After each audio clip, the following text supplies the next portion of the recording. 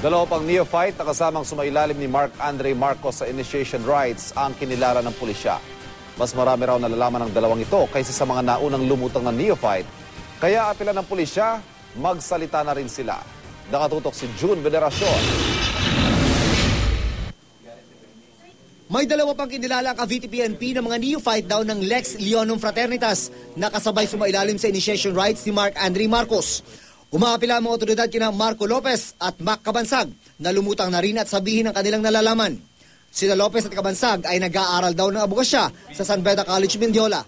They will help us in identifying other elders or members of the fraternity. Itong mga ito ay mas marami ang kaibigan doon sa fraternity. Base sa mga nakalap na impormasyon ng pulisya, hindi raw bababa sa 45 palo ang tinamo ng mga neophyte na kasama ni Marcos. Sa siyam na sumailalim sa initiation noong July 29, 4 na lang ang hindi pa nakikilala. Noong nakarang linggo, 2 neophyte ang lumutang para ilahad ang kanilang alam sa mga pangyayari, sina Efrain Daniel Lara at Christopher Ryan Maranan. Pero sabi ng pulisya, mas maraming nalalaman sina Lopez at Cabansag. Anyway, they are considered victims.